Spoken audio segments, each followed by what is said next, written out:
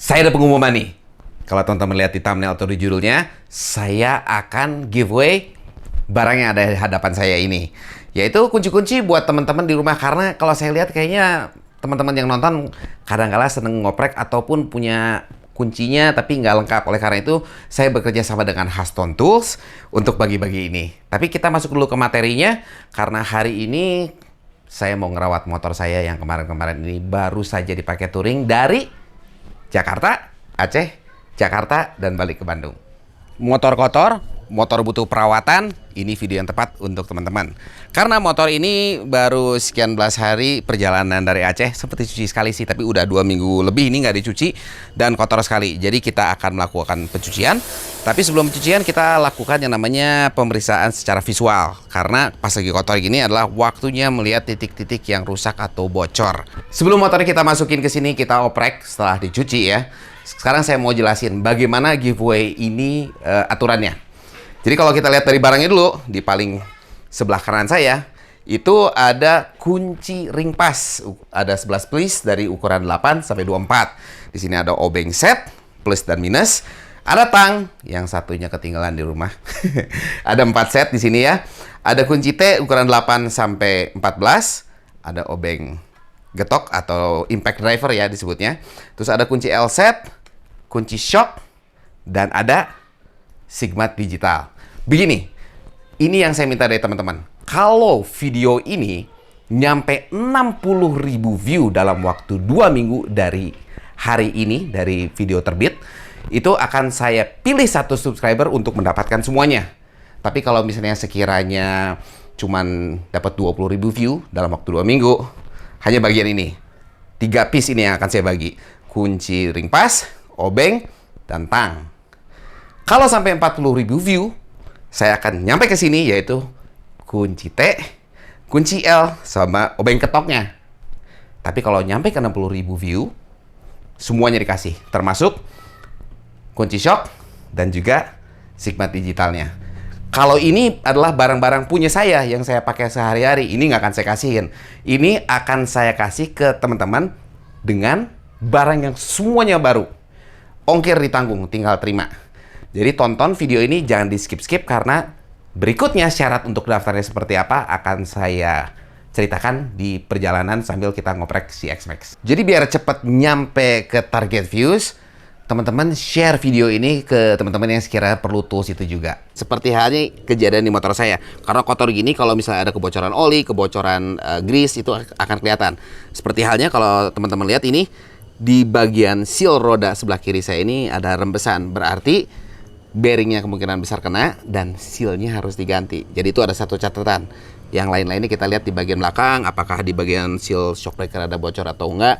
Pokoknya dilihat tuh 1 persatu, lalu dicatat 1 persatu, karena kalau udah dicuci nanti nggak kelihatan. Jadi ya itu penting, visual inspection. Kayak shock breaker belakang nih, lagi kotor banget. Titik-titik kebocoran itu adalah di seal-seal, karena ini suspensi yang cukup mahal dan banyak titik-titik seal-sealnya ya, kayak misalnya di bagian atas ini, di bagian kompresi, di bagian rebound, terus di seal utama di sini. Kalau bocor dia akan kelihatan beroli, tapi kalau ini kelihatannya baik-baik aja dan no problem. Jadi catatan kita, selain yang lain-lain yang saya udah lihat, kalau teman-teman pasti perhatiin inci demi inci kalau bisa, seal depan aja yang jadi permasalahan, yaitu roda depan. Selain dari itu, udah sekarang tinggal nyuci motor. Setelah semua terinspeksi seperti itu, kita lari ke pencucian. Nah, pencucian ini pasti ada pro dan kontranya. Ini cara saya biasanya mencuci motor. Salah satunya adalah dengan menggunakan pressure washer yang saya pakai di sini. Oke, kita mulai nyuci. Tahapan awal nyuci kalau saya senangnya itu di power wash semua bagian motor dari atas ke bawah. Dengan tanpa minimal sentuhan tangan. Jadi segimana mungkin kita bisa ngelunturin kotoran dari motor ini. Dari bagian bodinya, bagian mesinnya, spakbornya. Pokoknya semua ini disemprot dulu. Nah, kalau misalnya nanti kotoran-kotoran yang bandel nggak kena pakai power washer, baru kita berikutnya kita bantu dengan sabun. Kalau saya sih sabunnya ini kebetulan pakai ya dari Glow ya. Ini produk dari Autoguard. Jadi ini kita tinggal campurin pakai air. Setelah dari situ kita bilas motor. Nah, motor ini biasanya saya pilih dari bodi dulu, dari bagian atas ke bawah, sehingga kotoran dari atas turun ke bawah. Jangan dari bawah ke atas, apalagi kalau kita cuma pakai 1 lap. Sebisa mungkin pakai lapnya yang halus, misalnya pakai lap microfiber seperti yang saya pakai di sini, dengan tujuan mengurangi baretan-baretan. Tapi ya itu, dari atas ke bawah kita nyucinya, dari situ kita kembali siram sampai akhirnya terlihat bersih. Dari situ kita baru ngelap motornya biar kering. Iya sih. Kalau ngelap sih balik lagi ke preference teman-teman atau adanya apa ya. Yang pasti gunakan lap yang bersih. Kalau saya ini kebetulan pakai lap yang gede banget nih, microfiber yang besar. Jadi dia ngelapnya apa ya, cepat kering. Saya sukanya ini nih. Bukan berarti pakai kanebo nggak bisa, bebas. Tapi kalau saya lebih memilih pakai ini karena saya selain dari itu saya punya ini sih. Sudah jauh lebih bersih dibanding sebelumnya dan sudah terlihat kering. Sekarang ngatasin bagian yang rusak dan perawatan umum. Karena perawatan umum yang terlihat ya, yang bersifatnya maintenance secara berkala. Jadi kita naikin motornya ke lift dulu. Dari situ kita bongkar satu-satu dan kita perbaiki. Sekarang motor udah di atas lift nih kayak. Kalau teman-teman bisa perhatikan juga, ini kalau kita lihat di sini meskipun udah dicuci ini kotor lagi karena pada dasarnya ini udah saya pakai lagi beberapa hari. Jadi proses pembuatan video ini cukup rame lah. Tapi sebelum kita ganti yang namanya bearing, kita kan harus buka roda. Sekalian, ini kesempatan buat teman-teman kalau lagi kondisi seperti ini, cek keadaan komstir. Khususnya karena kemarin saya pergi jalannya ke Aceh itu jalannya bervariasi dengan yang bagus dan yang jelek dan lain sebagainya. Gak ada salahnya. Bagaimana cara ngeceknya? Salah satu cara ngeceknya adalah kita pegang bottom shock dua-duanya. Udah itu kita goyang-goyangin maju mundur. Kalau teman-teman lihat ini nggak ada gerak sama sekali. Berarti komstir baik-baik aja dong. Berikutnya adalah tahap kedua pas kita ngecek. Ini komstir saya rusak. Nah, rusaknya begini. Kalau misalnya komstir dalam keadaan lancar, nggak ada permasalahan, ini roda akan sangat mudah untuk belok kiri kanan. Kalau bisa dilihat ini saya dorong-dorong, untuk belok susah ya. Bahkan kalau dilihat nih, keras ini saya untuk narik. Dan dia diem di tempat, bukan karena kekencangan ya. Lihat nih, pas saya lepasin, dia nggak balik ini, dia udah ngunci. Ini harus ganti komstir, cuman itu pekerjaan yang cukup panjang dan bukan untuk video ini. Tapi intinya saya ngasih tip teman-teman kalau ngecek kayak gimana. Kalau misalnya sendirian, berarti bisa diganjel seperti ini. Saya lagi ganjel di bagian bawahnya. Atau misalnya kalau ada berdua, ada satu orang dudukin di belakang biar roda depannya terlepas dari lantai. Nah, kalau ini kebetulan saya pakai USD RPD. Bautnya beda. Baut rodanya nih. Jadi pertama kita harus buka dua kunci L ini. Ini ntar yang kalian dapat ya, kayak begini. Tapi bukan yang ini, karena ini punya saya. Kita buka dulu, kita longgarin yang dua ini. Salah. Nah, kita longgarin. Kalau yang biasa-biasa pada dasarnya sih cuma mur baut ujung-ujung ya. Tergantung motornya apa, terus suspensinya apa. Nah, setelah dua ini longgar, baru kita lari ke as roda. Kalau masalah keuntungannya pakai as roda yang seperti ini apa, sebenarnya udah pernah saya bahas di video saat saya masang si USD RPD ini. Berikutnya adalah kunci roda baut rodanya. Wow, gede sekali. Ini kunci L17 mili. Nah, ini juga tetap keras. Biar nggak keras, kita kasih pemanjang. Pemanjangnya ya kita pakai si tool Haston ini yang mudah-mudahan kalian peroleh. Tapi karena ini motor menggunakan kaliper 4P dari RPD ini, kalau dibuka ini ngegeduk nih. Kalau teman-teman lihat ini pelek saya banyak ngegeduk ini karena dulunya agak jorok kadang-kadang yang ganti kampas rem. Tapi bukan saat saya pakai kaliper yang RPD ini. Ini kita longgarin dulu seadanya seperti ini. Lalu kita harus buka dulu si kaliper ini karena biar nggak geduk ya. Jadi kita ambil kunci L-nya lagi. Lalu kita lepas. Sekarang baru kita lepas si pelek. Ya, as roda terbuka. Syarat pertama untuk teman-teman yang mau ikut giveaway ini. Tadi kan intinya 20, 40, 60 ribu viewers untuk nanti bagian apa sih yang akan di giveaway. Sekarang teman-teman catat dulu nih. Kalian harus email. Emailnya ke giveaway, GIVEAWAY Devianto disambung @gmail.com. Di atas ada subjek kan? Nah, di atas tulis giveaway Haston. Nanti isinya apa? Habis kita masang ini, saya kasih tahu teman-teman. Untuk bongkar bearing tuh banyak cara. Ada cara konvensional yang kita pukul-pukul obeng min. Jadi kunci pertama adalah di mana kita ada sealnya. Sebisa mungkin sehati-hati mungkin kalau kita akan pakai kembali sealnya. Cuma dalam hal ini karena sealnya udah jelek juga, kita akan ganti sama yang baru. Jadi, nah setelah seal terbuka, ini teman-teman bisa bantu pakai obeng ke dalam, dipukul. Kadang-kadang berhasil, kadang-kadang berhasil. Dalam arti effortnya lumayan lah. Nah, kebetulan karena saya ada tracker, jadi saya akan menggunakan tracker untuk ngeluarin si bearingnya. Karena kadang-kala kalau misalnya bearingnya itu keras banget, PR banget lah. Jadi ini kalau ini kita pasang dulu bagian bawahnya untuk si penarik bearingnya ya, buat kunci di bawahnya. Udah kekait seperti ini. Kita pasang bagian pullernya, kita tarik. Intinya sih begitu. Nggak ada hal yang aneh-aneh dalam hal kita akan narik si bearing ini ya. Kunci dasarnya di situ. Dan ini sedikit apa ya, mengurangi cacat pelek dan lain sebagainya kalau kita pakai puller. Intinya sih begitu. Tapi bukan berarti dipukul-pukul tidak boleh. Boleh-boleh aja sih. Apalagi kalau kepepet. Tapi kalau proper ya begini. Nah, untuk proper seperti ini memang investasinya mahal. Apalagi kalau teman-teman yang cuman iseng-iseng sesekali mahal. Tapi kalau yang hobis kayak saya cukup hobi lah yang ngoprek motor, worth it lah. Harganya lumayan. Tapi ya kadang-kadang membantu lah. Apalagi kalau kita dapat bearing yang benar-benar bermasalah, yang keras ya.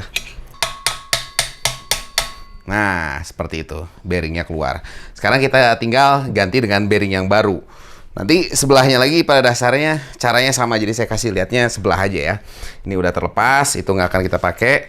Lalu kita ambil yang barunya bersama dengan sealnya. Terus saya suka bersih-bersih dulu. Karena pasti ada grease. Di dalamnya harus ada grease. Gak masalah ada grease di dalam, karena grease-nya kalau dilihat juga nih masih bagus. Kalau misalnya grease-nya udah jelek, biasanya dibongkar sampai diganti dengan yang baru. Karena pada dasar ini baik-baik aja, kita biarin. Nah, ini juga bearing yang kita pakai itu macam-macam jenisnya. Ada yang open bearing, ada yang enggak. Kalau yang ini bentuknya satu ada seal-nya, satu nggak ada. Ingat ini, karena dulu pernah kejadian di mana lupa dikasih grease lagi. Sebisa mungkin mau bearing baru sekalipun ini, lihat kalau di dalamnya nggak ada grease, kita harus kasih grease. Kita ambil ya seperlunya gitu, kita masukin pelan-pelan sambil ditekan-tekan ke dalam seperti ini, ditekan. Jadi biar benar-benar masuk ke pori-pori di bagian dalam bearingnya. Alat presnya saya nggak ada, jadi kita main sedikit PNP alias paksa. Kita tinggal pasang bagian sealnya di luar, terus biar nggak berantakan. Saya mainan tisu biar nggak kotor kesininya. Terus kita sedikit paksa dengan kunci shock. Nah, pas banget kunci shock ini yang paling gede. Tapi intinya pas kita masukin pertama, kita pukul-pukul dikit kalau kita mau main paksa ya, pukul-pukul. Udah gitu baru di bagian luarnya pastiin kunci shocknya itu nempelnya di bibir luar, bukan di bibir dalam. Karena di bibir dalam nanti ujung-ujungnya rusak. Di sini kita tinggal pukul sampai dia mentok ke dalam. Tapi perhatiin, di dalam itu ada bosnya. Jangan sampai ntar bosnya miring. Kalau bosnya miring, pas kita masang astroda ini, mau astroda manapun, ini akan susah kalau dia nggak rata. Kalau bisa mau dibantu dengan astroda bawaannya juga boleh. Terus udah itu kita tinggal pukul sampai mentok. Nah, suara kayak gitu udah berarti dia mentok. Pastiin lagi dia lurus. Sip, masuk. Lalu diganti dengan seal yang baru. Nah, ini juga masalah seal ya. Seal itu kalau teman-teman lihat, ini adalah karet. Kalau karet ketemu dengan besi sekaligus, bosnya ini, kalau dia tidak ada lubrikasi, dia akan cepat rusak. Jadi sealnya mau baru sekalipun, ini kita kasih grease sekeliling di bibirnya sini. Ini tujuannya biar si sealnya itu dia lebih awet dan nggak cepat terbakar dan nggak cepat bocor.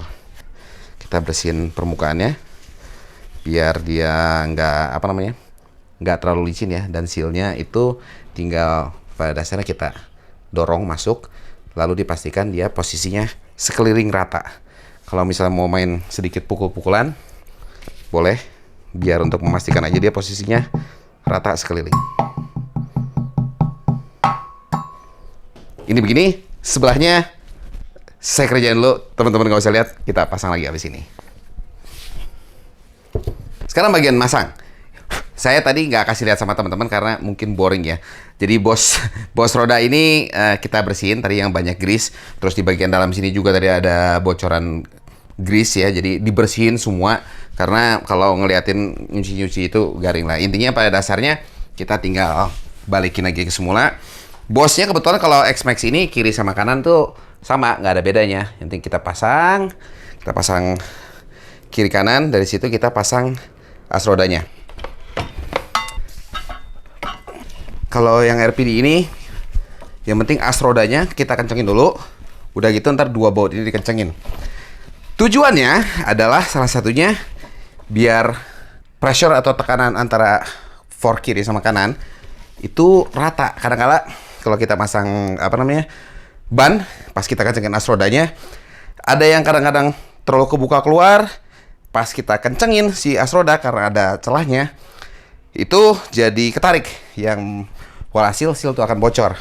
Jadi kalau tipe shock yang kayak begini, awet ke shock dan akan terasa lebih empuk. Itu aja sih intinya. Syarat berikutnya biar teman-teman bisa ikut giveaway ini, karena yang ngasih dan bantu saya di sini adalah Haston, pastikan kalian follow mereka, mau di Instagram ataupun di TikTok. Terserah kalian aktif di mana. Nama akunnya apa? HASSTON_tools. TOOLS ya. Nanti dicek sama saya kalau misalnya nanti kita pas ngundi, karena nanti pengundiannya akan saya lakukan secara live di YouTube. Nanti tanggalnya kapan, nanti saya akan kasih tahu di ujung video.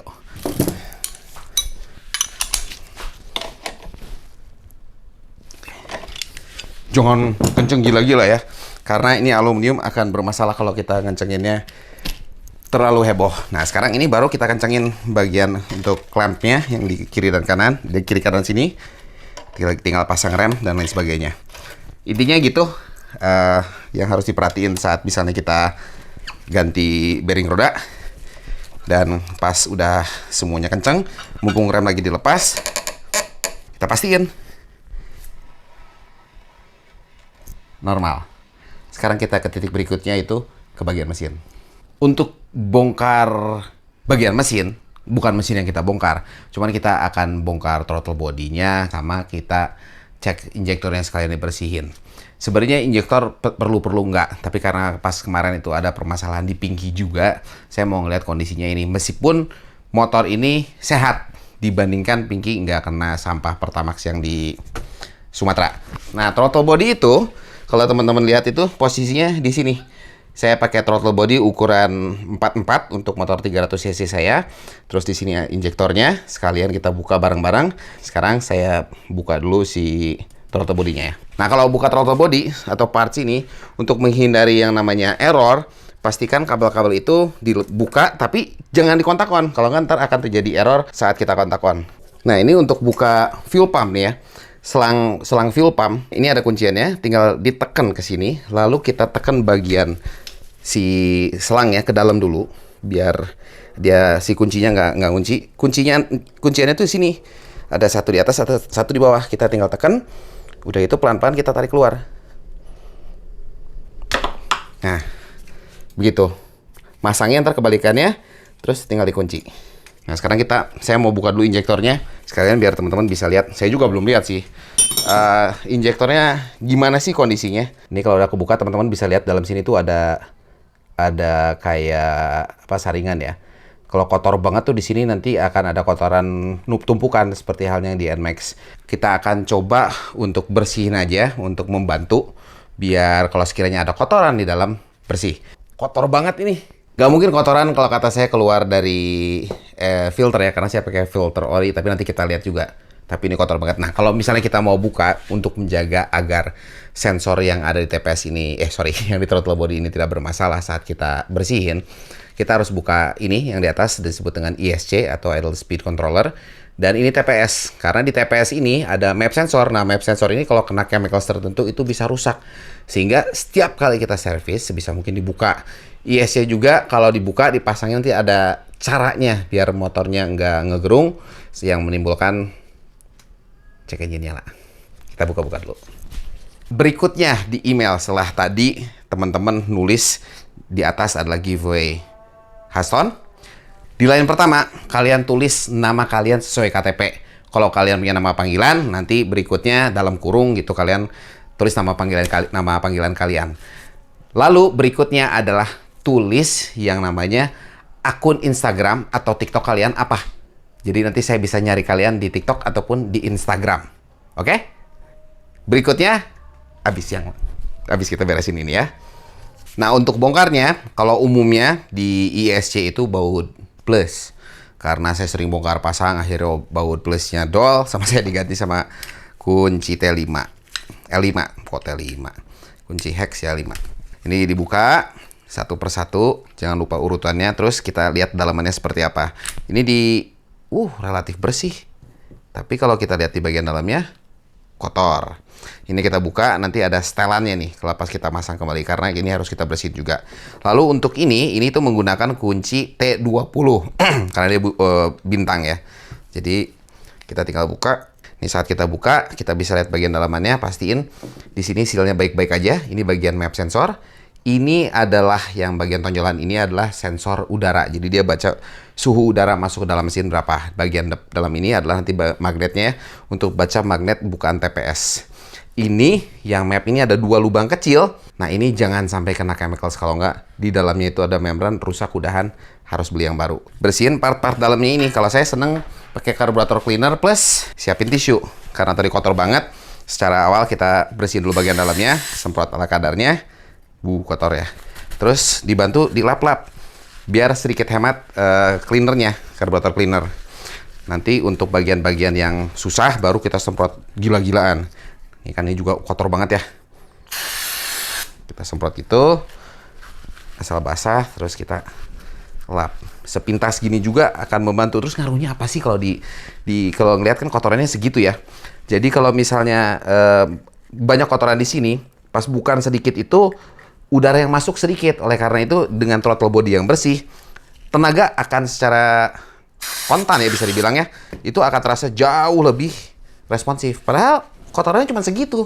Tapi percayalah, sangat ngaruh. Kalau teman-teman yang suka service throttle body juga pasti ngerasain kalau throttle bodinya udah dibersihin, respon motor itu sangat berubah. Dasarnya begitu, udah bersih. Terus ini kita lihat bagian ini kan kotor nih. Ini kita semprot untuk ngilangin bekas-bekas karbonnya. Udah jauh lebih bersih. Sekalian si pernya pun kita cuci. Selesai, tinggal kembali merakit. Tapi sebelum merakit, saya mau ngecek injektor saya tadi. Karena injektor ini di yang Pinky, motor Pinky itu bermasalah. Nah, ini alatnya kalau teman-teman lihat video yang kemarin yang Pinky bermasalah terus saya ngatasinnya. Ini ada alat ala kadarnya ya untuk ngebersihin injektor. Ini ada terminal plus dan min. Kita colokin ke kabel injektornya, ke konektor injektornya maksudnya, maaf. Kita colokin begini, terus nanti salah satunya yang minus masuk ke minus, yang plus ke plus. Nanti akan kedengar suara tik-tik-tik ngebuka. Nah, itu kebuka tutup. Cara ngebersihinnya itu adalah nanti ini kita, karena cannya kayak begini, ini kita masukin. Ini terus kita buka injektornya, terus kita semprot sambil ditahan. Nanti kita lihat polanya gimana, bersih nggak? Kalau polanya bagus seperti ini, berarti harusnya aman. Pertama kita pasang TPS karena TPS yang paling gampang. Tadi bagian ini belum kita bersihin, ini cukup disemprot sedikit aja. Dan tisu saya habis, pakai tisu yang ini. Hanya biar nggak kotor aja. Yang lain nggak usah dibersihin. Jangan, apalagi kalau pakai cleaner jangan. Pastiin sealnya di sini ada, seal di sini ada. Lalu kita pasang kembali ke titik semula. Nah ini untuk masangnya, saat kita masang, ini kan suka keputar-putar nih. Dan ini yang membuat si ISC atau motor kadang-kadang ngegerung. Ini kalau misalnya kita lihat, ini tuh pas titik awal itu, nah ini harus ada celah. Nah celahnya ini adalah kurang lebih 2,5 mm. Kalau kalian hafal 2,5 mm kurang lebih segimana? Kurang lebih segini nih.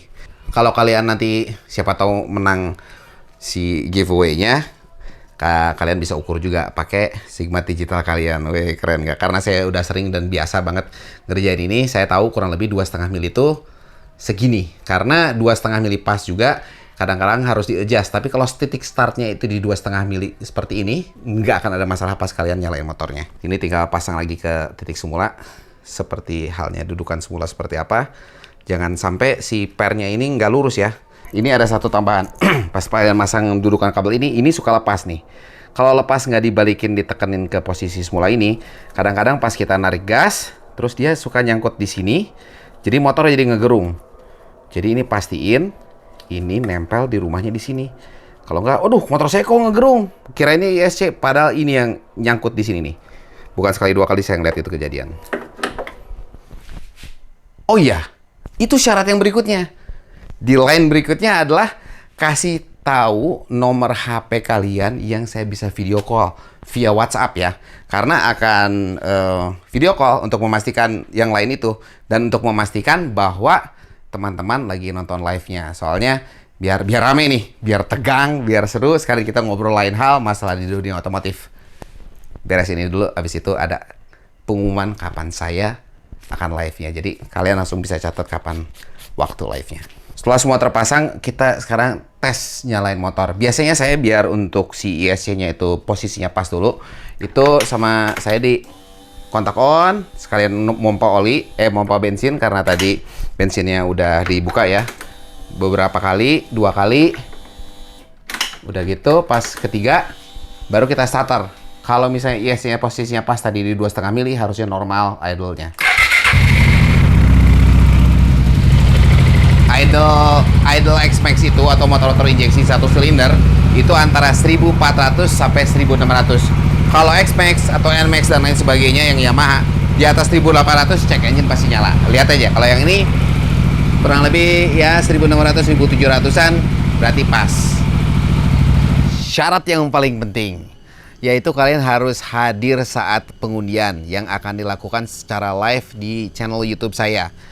Ini video tayang di tanggal 22 September 2024, berarti 2 minggu kemudian itu adalah tanggal 6. Nah, tanggal 7-nya hari Senin, 7 Oktober jam 7 malam, saya akan live sekalian kita lakukan Q&A tentang motor. Jadi, nanti diundi, nanti saya akan video call pemenangnya untuk memastikan dia live dan orangnya beneran. Jadi, saya tunggu tanggal 7 Oktober jam 7 malam untuk pengundiannya. Tapi kayaknya garing ya kalau cuman giveaway itu. Nanti siapa tahu saya bisa nyari barang-barang yang lain yang bisa di giveaway teman-teman, jadi biar lebih meriah live-nya. Ditunggu. Sekarang ini sesi bongkar filter udara dan CVT. Sekarang saya mau cek filter udara. Filter udara akan sangat berpengaruh. Ini beberapa baut-bautnya sama saya udah dibuka dulu biar nggak bosan kalian ngeliat saya ngebuka ini. Wow. Nah, filter udaranya luar biasa kotor. Saya belum beli nih, harusnya. Ini mesti diganti, cuman kita akan pakai dulu. Tapi intinya harus diganti kalau misalnya kotor seperti ini. Nggak tahu ya coba dibersihin dulu deh. Berarti saya punya PR untuk ganti. Selain dari itu, bagian dalam semuanya ini sebisa mungkin dibersihkan sebersih-bersihnya.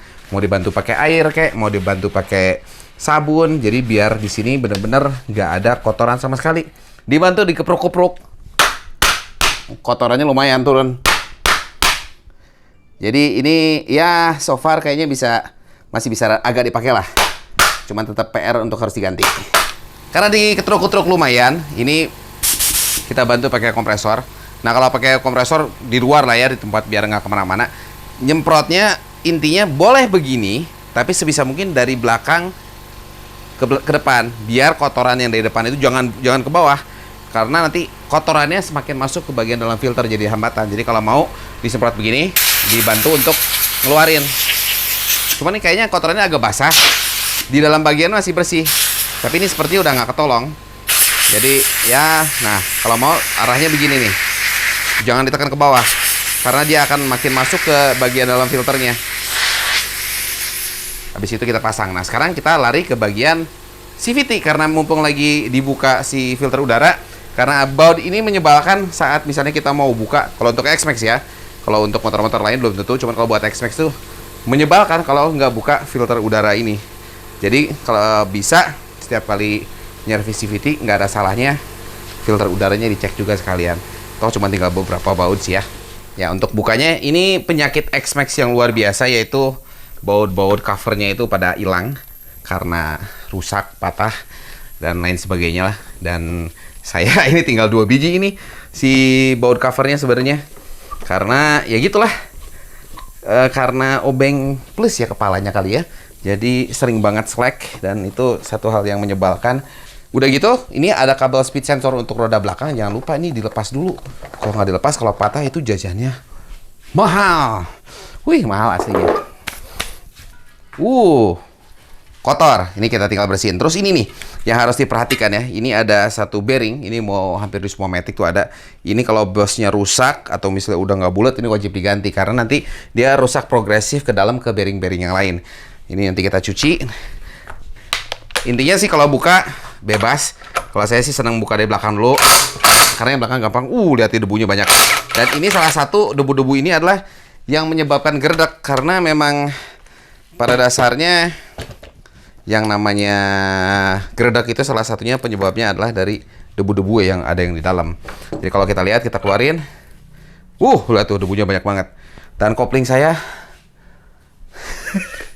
udah mau habis, harus jajan. Ya. Nanti kita jajan lah ya. Terus bagian depan. Nah, setelah terbuka ini, kalau bisa baut-bautnya diorganisir dari posisi kita ngelepas. Jadi kalau misalnya ada urutan tertentu kayak ini,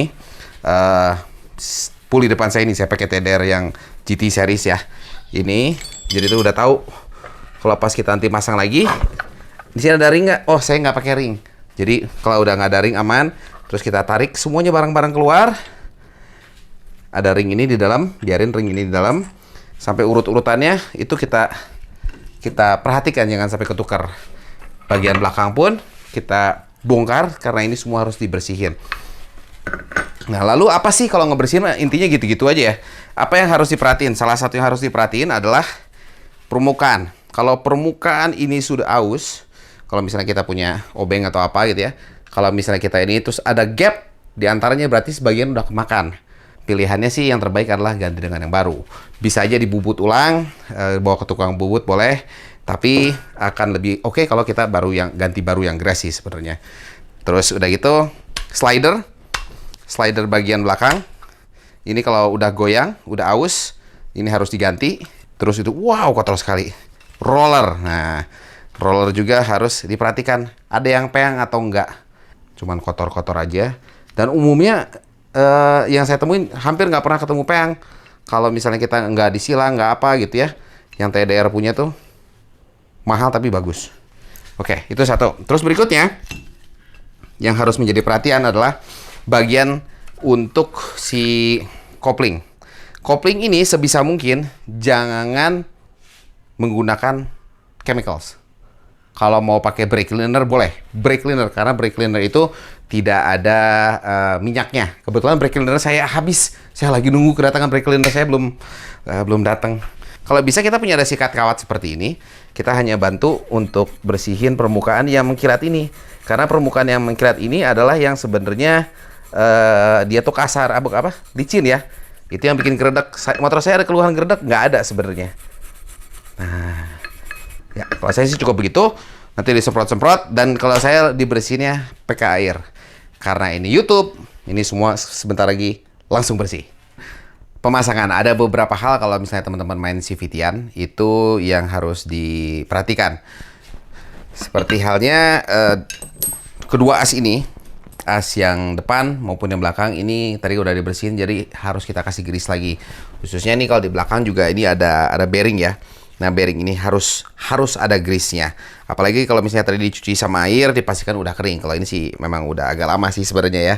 Nyucinya tadi cukup lama. Terus kita kasih grease, dan yang susah itu kalau pakai CVT-nya yang keras, itu susah masang belt. Nah, udah itu belt itu arahnya, ini ada arah nih. Arahnya ke depan. Kita sekalian periksa beltnya. Kalau beltnya ini saya sebelum pergi baru ganti, jadi masih bagus. Baru 7.000 kiloan ya. Ini biasanya sih boleh dipasang di sana, boleh dipasang di bawah. Udah gitu, kita siapin grease-nya tadi. Biasanya saya pasang belakang dulu begini. Terus ini grease kita kasih, nggak usah terlalu banyak di permukaan asnya di sini. Dan juga jangan lupa di bagian yang tadi saya bilang di bagian belakang sini. Karena ini ada piring bambu ya, lahar bambu. Lahar bambunya ini kalau misalnya nggak ada grease, ntar jadi masalah. Terus kalau misalnya ada yang berlebih, dilap. Karena kadang-kadang suka dia loncat kemana-mana, bikin kotor. Dan kadang-kala kena ke kampas kopling, jadi ya bergerdek ya. Tinggal kita pasang. Nah, sekarang kita lari ke depan. Nah, di depan ini tergantung pulinya yang teman-teman pakai. Kalau pulinya seperti yang TDR GT ini ada seal di sini, berarti kita harus kasih grease. Ada juga yang nggak pakai, jadi harus diteliti apakah perlu grease atau nggak. Kalau yang ini perlu, dan apalagi sealnya harus kita kasih grease sedikit di bagian si bibir-bibir ini, sama halnya kayak tadi kita di bearing roda ya. Jadi ini harus ada kasih grease, dia akan lebih lancar dan lebih baik pas dia sliding si bagian bosnya. Ini juga jangan sampai ntar si grease-nya kemana-mana nih. Kalau kemana-mana ntar jadi kena ke belt, kena kemana-mana, wah PR deh. Nah terus ini kita balik ke sebelum kita pasang ke sana. Roller pada dasarnya kalau yang TDR kayak gini nggak ada arah mana di kiri di luar, mana yang di dalam atau gimana, tinggal pasang-pasang aja. Terus ini sebelum kita pasang bosnya, kita cek dulu ini. Kalau kita masukin, khususnya pas di atas ini ada goyang nggak? Kalau goyangnya sedikit, normal. Cuman kalau misalnya goyangnya banyak, berarti slidernya harus diganti. Karena ini sepertinya normal, saya bagian dalam ini kita kasih grease. Kita kasih grease di sini. Meskipun nanti sebenarnya di bagian sini nih, bagian asnya, terus ini ada ring, ini harus dikasih grease sedikit. Kalau teman-teman lihat di sini tuh sebenarnya ada got di bagian sini. Nah, got itu fungsinya adalah untuk grease. Jadi kalau misalnya kita ketemu as, terus ada bagian yang dekok, bahasa Indonesianya apa ya? Yang agak ke dalam itu biasanya buat grease. Nah, sekarang tadi si ini masih ada kotoran dikit. Kita daripada ntar merejel kemana-mana. Ini covernya kita pasang dulu. Kita tekan biar rollernya nggak keluar. Tuh kita perhatiin lagi di sini ada grease nggak? Oh masih ada grease nih. Nah karena masih ada grease, kita ambil lap lagi tisu atau apapun itu. Kita semprotin, kita bersihin bagian sini. Karena tadi kan pas di bagian bibir sealnya itu ada grease. Nah pas kedorong sama as itu ada kemungkinan grease yang ikut keluar.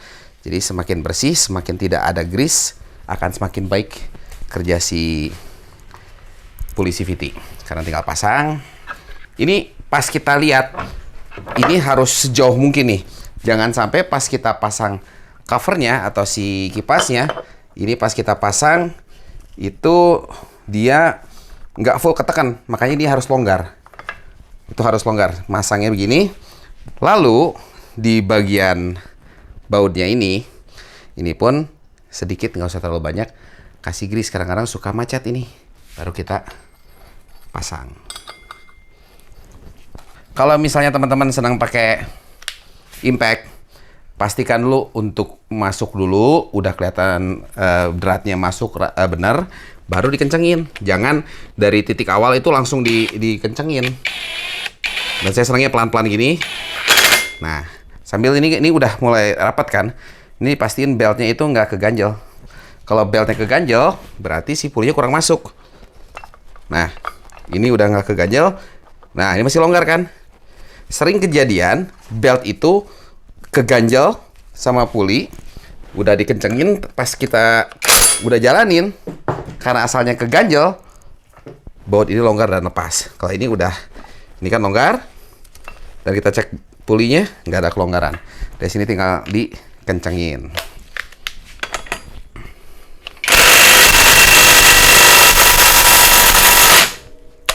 Oke, ke belakang nggak ada yang spesial, intinya sih hanya dipasang begitu saja dengan murnya.